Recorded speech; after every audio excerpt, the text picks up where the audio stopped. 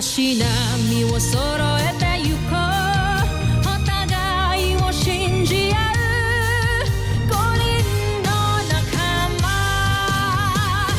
まるでスファイブに預けた命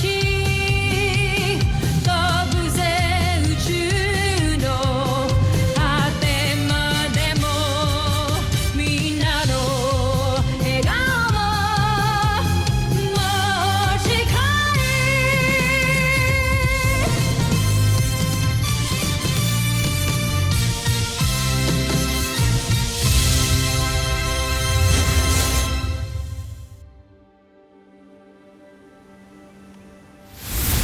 Ang nakaraan sa Voltes 5 Legacy.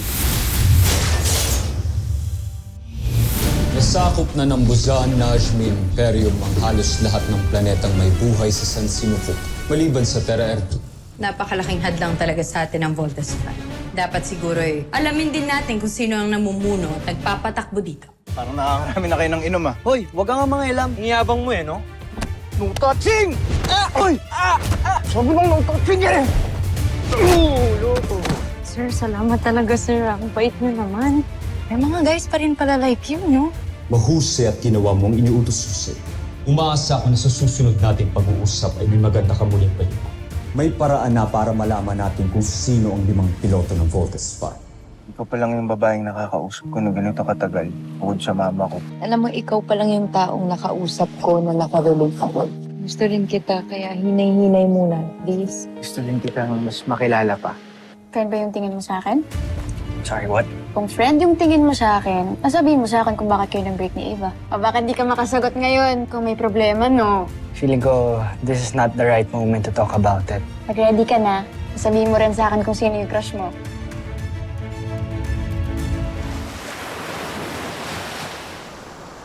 Kuya, pwede ko ba ito dalhin sa Camp Big Falcon? Go, sige. Dali mo lahat ng gusto mong dalhin na toys para mas ma-feel at home ka sa Camping Falcon, okay? I'm sure okay yun kay Dr. Smith. Best friends kayo, di ba?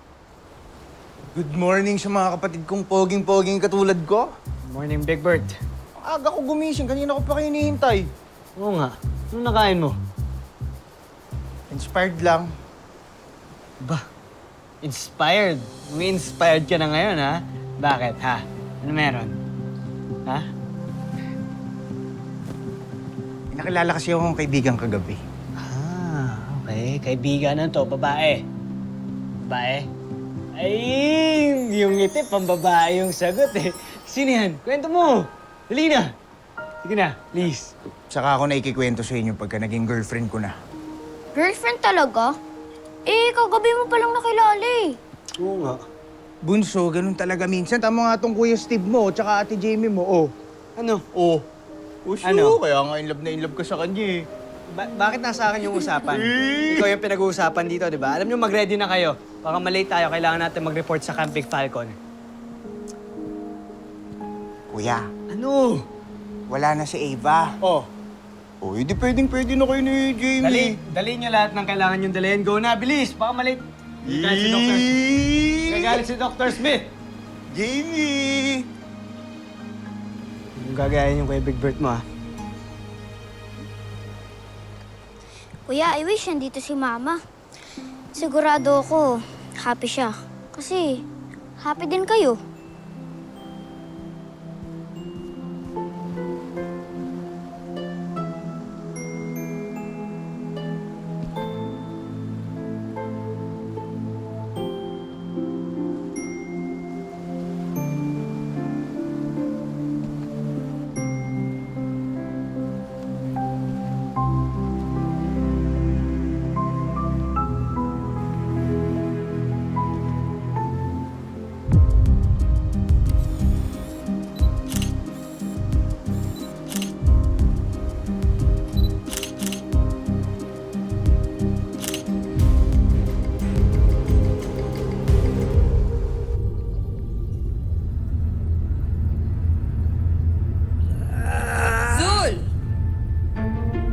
ginagawa mo?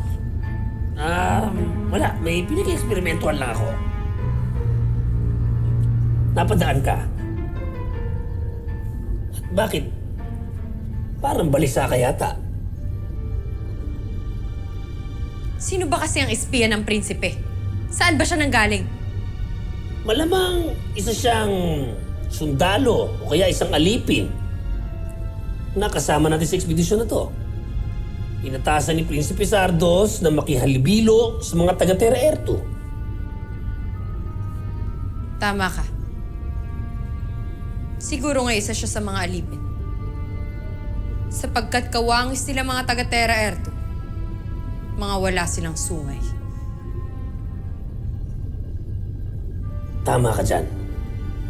Ngunit sino kaya siya? Sandra, bakit ba pilit mong inaalam? Hayaan mo siyang gawin ng kung ano man ang misyon niya.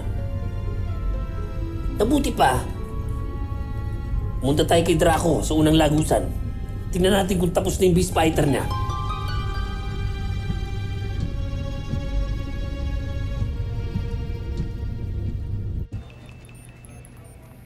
PJ! Jimmy! Paki-process daw ito ang independent security hard drives from Medical Peace. Okay. Thank you. Sure. Well, well, well. If it isn't Jamie Robinson. Akala ko ba nag-quit ka na? A girl can change her mind, right? Lalo na kaya lang naman ako umalis dito sa campus because may kinaiiritahan ako.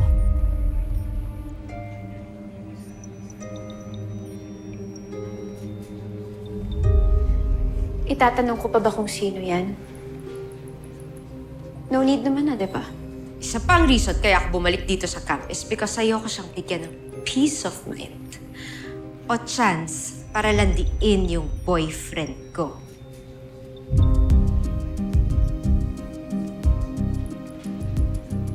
Boyfriend mo pa nga ba si Steve? Last I heard kasi parang masaya naman na siya na single ulit siya. So ano pang babalikan mo?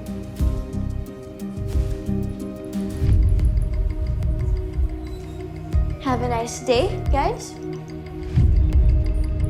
Ooh, burn!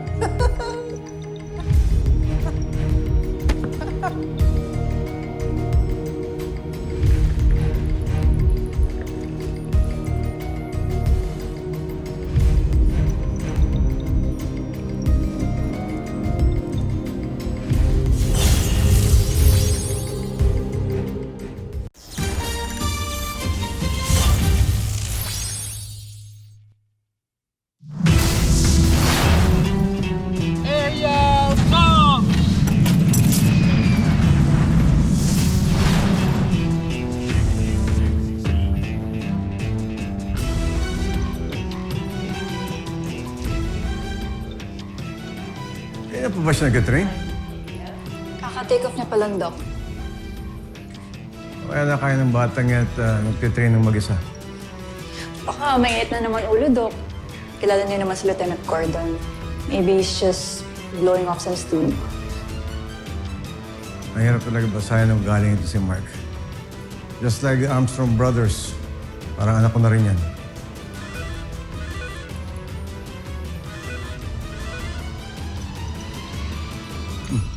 Hello. Ano yung report mo? What? Okay. Send mo agad sa akin yan. Pati lahat ng evidence. Hintayin ko. Siguradong matutuwa si Mark dito.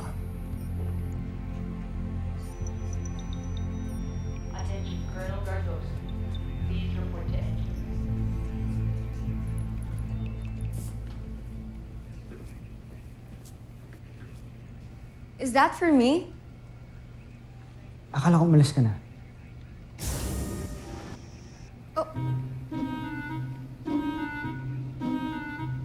So, nagkita na pala kayo?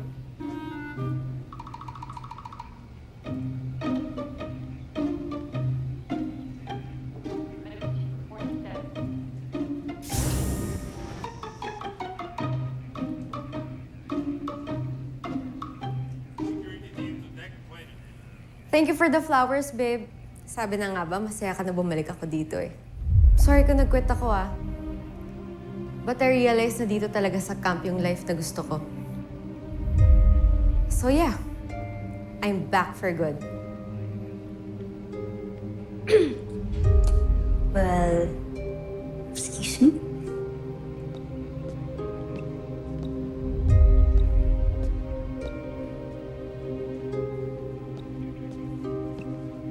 So ano, wala ka man lang pa-welcome back, my love?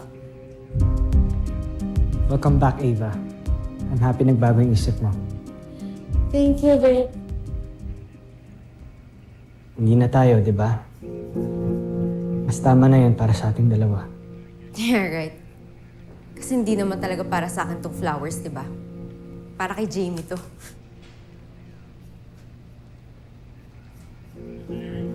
This is actually for her. It's my way of saying thank you kasi hindi niya ako iniwan nung namatay si Mama. Ikaw, nasan ka ba nun? Nasan ka nung kailangan kita? Ngayon, babalik ka. You're acting like we're still together. Ano iniisip mo? Tatanggapin kita? After nung nangyari nung lahat? Eva. Sympathy flowers. For your dead sense of empathy.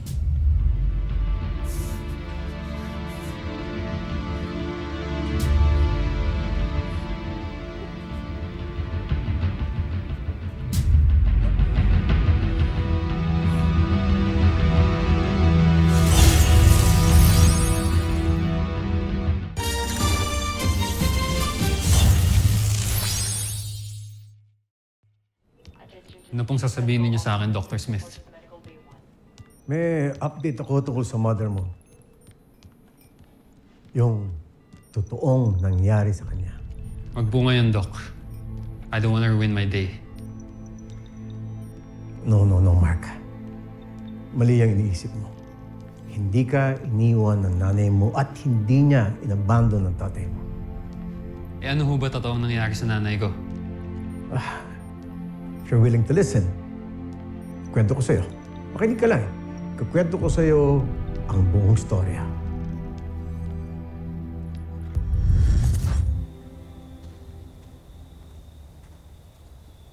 Luisa, mag-isa ka lang dito. Hindi ka ba natatakot? Manoy, kayo pala.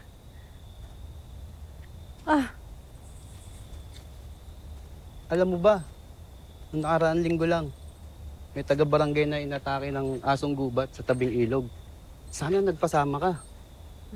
Wala naman ako mga kasama, Manoy. Alam niyo namang may sakit ang asawa ko. Ayoko naman magpasama kay Mark. May istorbo lang yung tulog ng bata. Eh di sana nagpamaga ka na lang. Mas safe dito pag araw. Oo nga. Eh kaya lang ho, lumala yung ubo ng asawa ko. Kaya napilitan akong maghanap ng igagamot sa kanya. Kaya ito, kumuha ako ng dahon. Mainam to panggamot sa kanya. Ay, wag na kayo mag-alala. Okay lang ako. Dala ko naman yung baril ng asawa ko. O basta, mag-iingat ka. Salamat ho. Sige, dito na kami.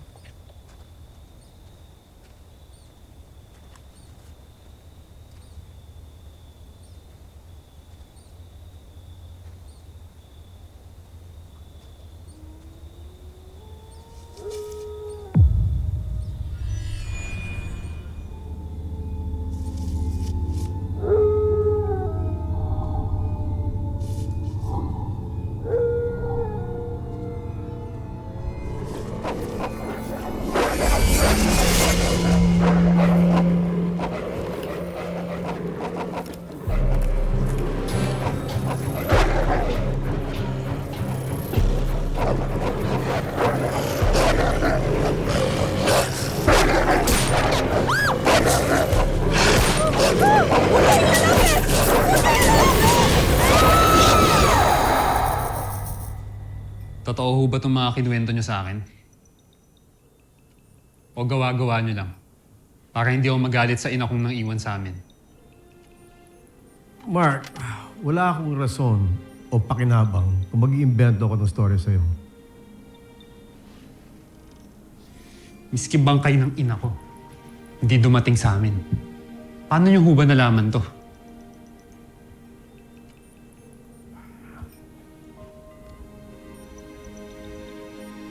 many years ago, meron natagpo ang isang kalansay sa gubat. Nakita na marami itong kagat ng mga hayop. Nung sinuri siya ng mga eksperto, nalaman nila na yung kalansay na yun ay kalansay ng isang babae. At doon nila natuntun ang nanay mo.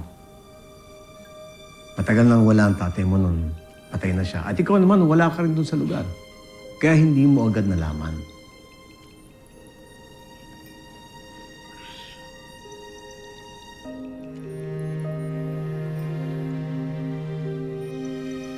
Yan ang report. Basahin mo.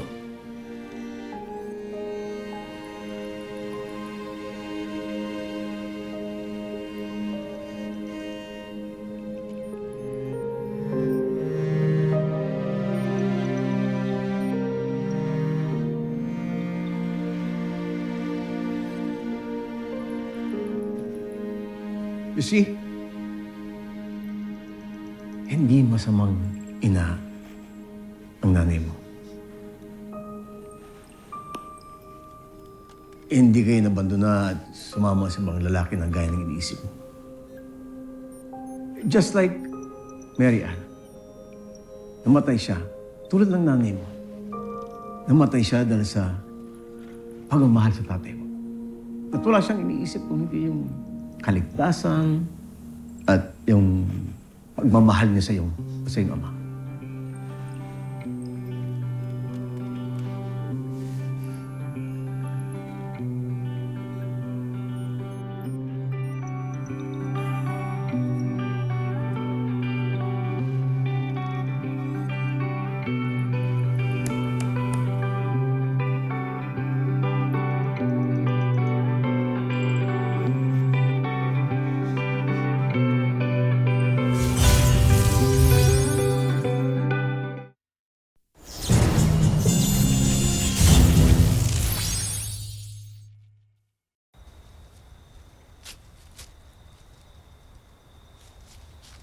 So,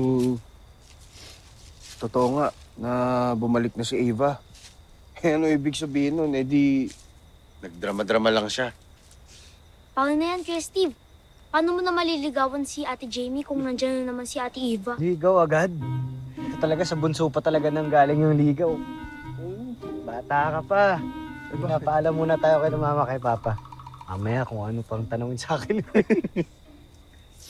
Ma, Pa, love you.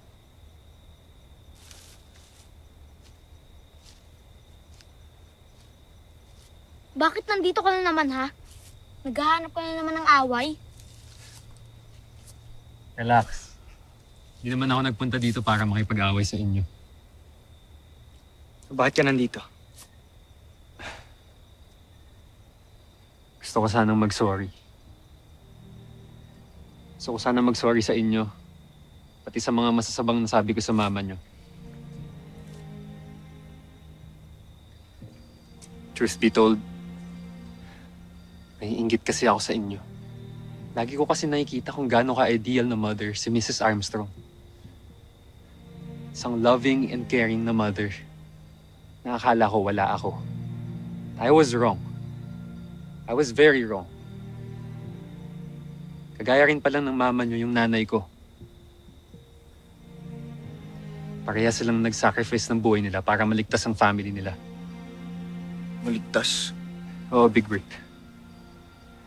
Long story, pero okay naman na ako. Hindi na ako naiinggit sa inyo. Kaya, sorry talaga. And I hope maging okay na tayong lahat.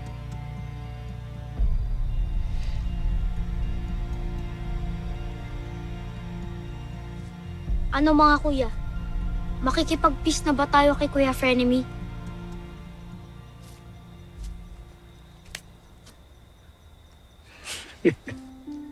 Pero ba't may pa-flowers pa? Para kay Mrs. Armstrong sana. Big Brick. Yun lang. Joke lang. Joke lang. Little John, sorry. Okay lang, Kuya Mark. Bigay ko na itong flowers sa mami niyo. Bakit?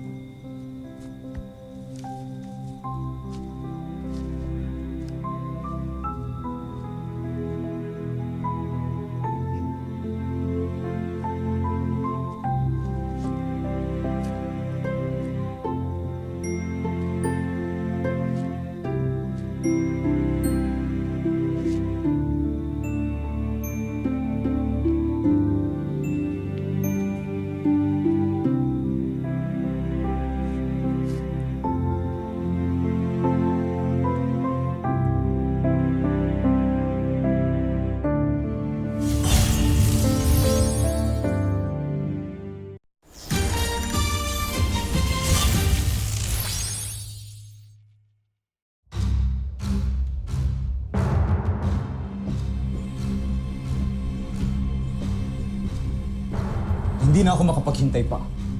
Draco, ilabas mo na! Nais ko na siyang makilala. Masusunod, Joffrey.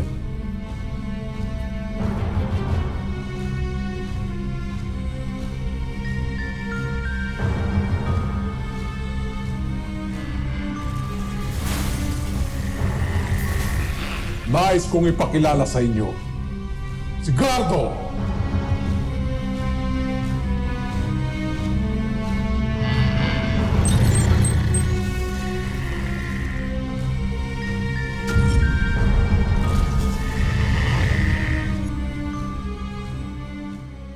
Susunod sa Voltes 5 Legacy.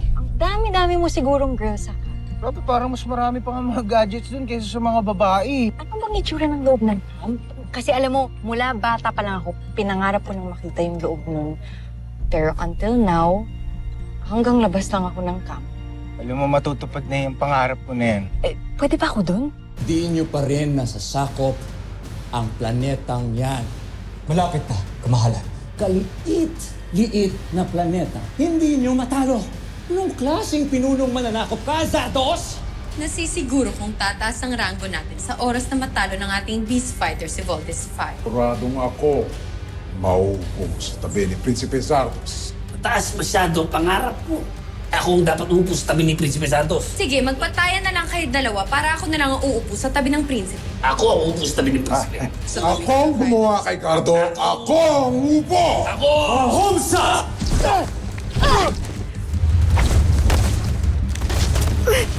Galing na. Ano yun? Butterfly return. We have sighted the Bosay ng Beast Fighter heading towards the north, papuntang general direction ng Camp Big Falcon. Yan ang beast fighter na makakalaban natin. Team, alam kong kayang-kaya niyo yan. And I believe in you. Talunin niyo yung peace fighter niyan para hindi niya makapamagsala. Let's take this beast fighter down. Let's go!